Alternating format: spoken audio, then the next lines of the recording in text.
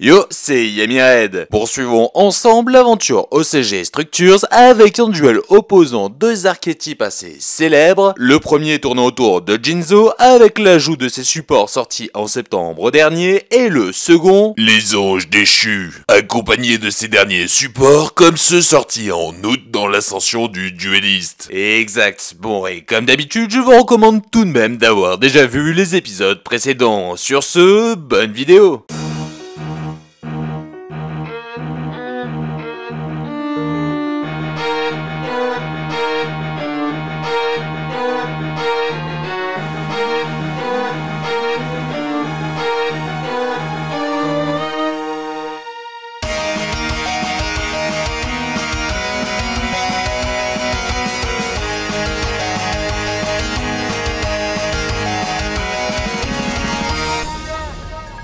Dans une semaine, au Satellite Shop, un tournoi 3v3 sera organisé avec comme prix de magnifiques cartes Gaïa en acier inoxydable laissant Strong rêveur. Malheureusement, ses faibles performances récentes ne l'aideront pas à trouver des coéquipiers. Cependant, Shuma lui proposera tout de même de rejoindre son équipe car ce fut l'un des premiers à l'avoir accueilli lorsqu'il ne connaissait encore personne. Mais pour pouvoir participer, il manquera tout de même un troisième duelliste. Alors Strong aura l'idée ingénieuse de demander à Tsukiko qui a toujours eu un faible pour Shuma. Néanmoins, elle refusera car elle forme déjà une équipe avec son frère Kuroda et Psycho Tendo, les Light and Darkness. À ce moment, la guide du magasin, bien décidée à remporter les prix, se proposera comme troisième partenaire. Ils accepteront et nommeront leur équipe Structures. La semaine suivante, le tournoi débutera. À sa grande surprise, Shuma y croisera sa sœur ayant été appelée en renfort par Gobu comme judge lors de l'événement étant donné que la guide souhaitait y participer. Alors, chaque membre d'équipe s'affronteront simultanément jusqu'à obtenir 2 victoires afin de pouvoir passer à la phase suivante. C'est ainsi que la team Structures se hissera en finale face à la team Light and Darkness, dont aucun membre n'a connu de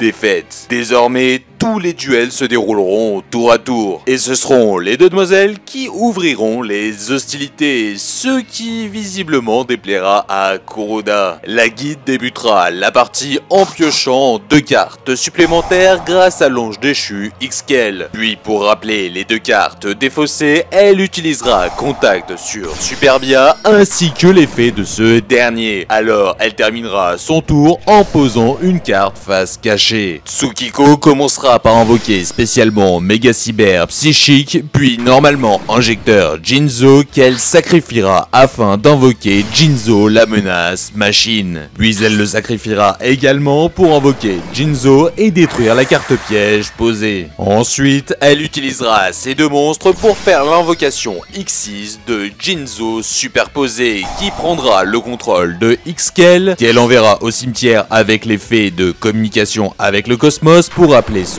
Jinzo. Malheureusement, Superbia ayant une défense similaire à ces 2 monstres, elle n'aura d'autre choix que de terminer son tour en posant une carte. À ce moment, Strong comprendra que si Tsukiko joue ce deck, c'était avant tout dans le but de contrer celui de Shuma dont elle avait certainement prévu d'affronter, expliquant sans doute pourquoi elle n'a pas souhaité rejoindre leur équipe. Le troisième tour commencera à peine que Tsukiko utilisera de nouveau communication avec le cosmos afin de piocher une carte supplémentaire. Mais cela n'empêchera pas la guide de jouer, elle invoquera Ukobak afin d'envoyer le piège soulèvement de l'ange déchu au cimetière. Puis elle utilisera les 2 elfes afin d'invoquer ange déchu condamné, lui permettant de récupérer étoile du matin. Ensuite, elle se défaussera de TS4 Lipoka via l'effet de Amdusk pour récupérer un autre contact qu'elle utilisera comme le précédent afin de ressusciter Superbia qui cette fois-ci rappellera TS4 Lipoka. Après cela, elle paiera 1000 points de vie pour activer ce dernier épée lui permettant d'utiliser encore l'effet de contact dans son cimetière ramenant Xkiel. Et oui, car même si Jinzo bloque les pièges du terrain, les anges déchus ont la particularité de pouvoir utiliser les magies pièges du cimetière. Elle paiera donc de nouveau 1000 points de vie grâce à Xkiel afin d'utiliser la piège soulèvement de l'ange déchu, lui permettant de se servir d'elle-même Superbia et Étoile du matin comme matériel pour invoquer le premier ange déchu. Désormais, la guide possède une puissance offensive supérieure à 8000. Elle n'a donc plus qu'à se débarrasser des monstres de Tsukiko via l'effet de sa fusion afin d'en finir. Mais cette dernière ne se laissera pas vaincre aussi facilement en utilisant Alliage éternel protégeant ses machines. Alors les anges déchus passeront à l'attaque, nettoyant le terrain adverse et laissant 4400 points de vie à son adversaire. En terminant son tour, la guide récupérera 1500 points de vie grâce à Condamné. Tsukiko, désormais en grande difficulté, débutera son nouveau tour. Mais rapidement, le premier ange déchu sera utilisé pour rappeler Superbia, permettant de ressusciter Ukobak qui enverra Rébellion au cimetière. Voyant son terrain protégé par 5 anges déchus, Tendo conclura que le match est terminé. Pourtant, Tsukiko, agacée et jalouse d'entendre Shuma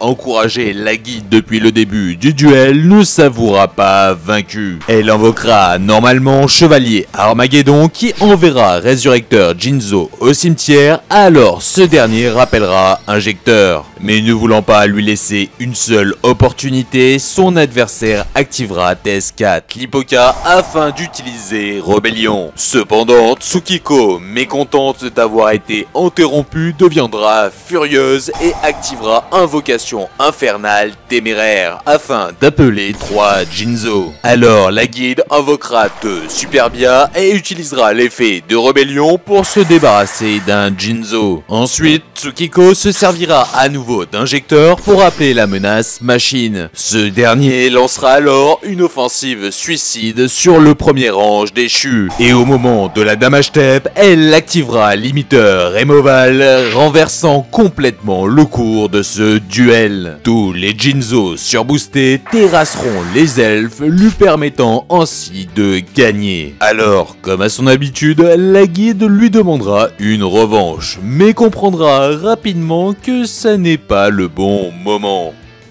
Et voilà, cette vidéo est désormais terminée, j'espère qu'elle vous aura plu, n'hésitez pas à me le faire savoir en commentaire. La prochaine fois, nous verrons le second match de cette finale, avec un duel pour le moins assez méta, où s'affronteront Virtual World face à Edlich, ça devrait plaire à pas mal de monde. D'ailleurs, niveau archétype, pour ceux qui seraient intéressés par Ange Déchu, je vous mets ici une vidéo qui leur était déjà pleinement consacrée. Et de ce côté, je mettrai l'épisode suivant quand il sortira. Allez, ciao! En parlant de la vidéo Ange Déchu, je me suis permis d'y ajouter un commentaire épinglé, comme à plusieurs autres d'ailleurs, car visiblement les vidéos d'IM Irene ne se mettent pas à jour automatiquement avec les nouvelles sorties.